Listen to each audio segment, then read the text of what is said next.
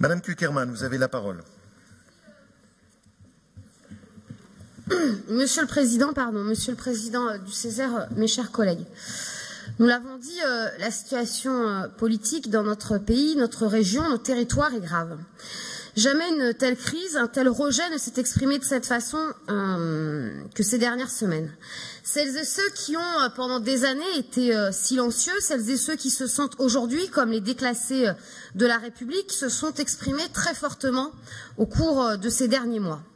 Ils sont en colère et la réponse du président de la République n'a pas été à la hauteur la semaine dernière. Plus que jamais, nous pensons qu'il y a besoin d'agir, de rassembler quand certains cherchent à opposer, à diviser. Cette colère, parfois, a même été d'une violence exceptionnelle à l'égard des institutions. Une violence physique très forte s'est exprimée dans, malheureusement, nombre de villes de notre région, de ronds-points, et nous la condamnons. Elle est inacceptable, mais elle n'est pas révélatrice, et nous le savons, de ce que sont majoritairement celles et ceux qui, sous diverses formes, dans différents contextes, se sont mobilisés. Au-delà d'ailleurs, cette violence a même été récupérée par ceux qui cherchent finalement à détruire la République, alors que finalement, plus que jamais, nous avons besoin de faire République et les collectivités territoriales ont toute leur place à prendre. Ce mouvement a fait surgir des besoins. Le besoin de faire du commun, le besoin, je le disais, d'une République forte qui protège et sécurise, le besoin d'action publique, je dirais même d'intervention publique pour garantir le principe d'égalité sociale et territoriale républicaine, mais aussi le besoin de services publics.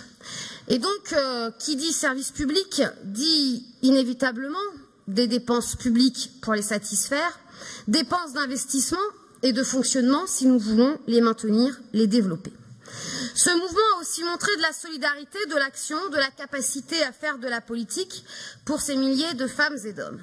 Ainsi, d'une contestation contre le prix de l'essence, la discussion sur ces fameux ronds-points a vite porté sur le pouvoir d'achat, le partage des richesses, la justice fiscale, les services publics, l'augmentation du SMIC, l'ISF, le CICE. Parce que oui, notre pays regorge d'un pognon de dingue. Mais un pognon de dingue qui aujourd'hui se concentre seulement dans les 1% les plus riches. Les plus fragiles en sont exclus, les collectivités territoriales également, pourtant celles qui au quotidien agissent et doivent agir par les politiques territoriales pour corriger cette fracture sociale et territoriale. Et Monsieur le Président, je viens de vous écouter. Bien évidemment, la contractualisation aujourd'hui s'impose à vous, mais vous ne m'enlèverez pas quand même de l'idée que vous auriez pu, vous auriez dû vous mobiliser beaucoup plus que cela et dénoncer ce diktat qui a été imposé aux collectivités territoriales. Et je pense que si l'ensemble des régions de France s'était exprimé beaucoup plus fortement, nous n'en serions pas là aujourd'hui.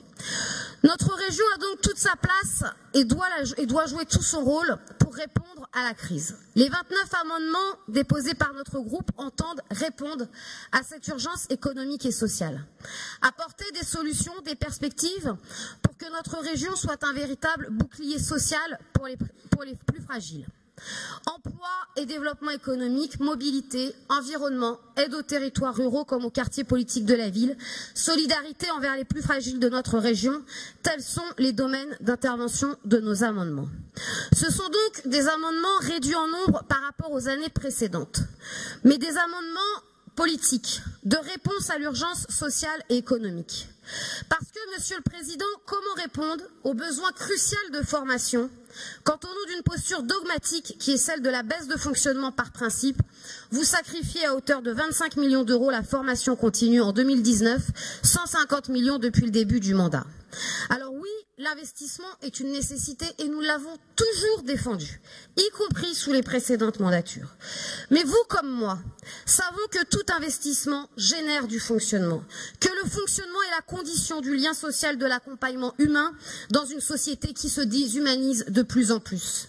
Alors l'investissement, s'il fait vivre, le fonctionnement rend aussi la vie heureuse. Sortons donc des principes et des postures pour agir. L'heure n'est pas à se gargariser d'être la région la mieux gérée de France par principe, encore faut-elle qu'elle le soit au service de l'aménagement de notre région. au service des femmes et des hommes qui y vivent, s'y forment et y travaillent, finalement au service de ces femmes et des hommes qui se sentent parfois, beaucoup, très souvent exclus des politiques publiques et auxquelles nous devons répondre dès aujourd'hui. Merci Madame Cukierman et merci de la conviction avec laquelle vous l'avez exprimée.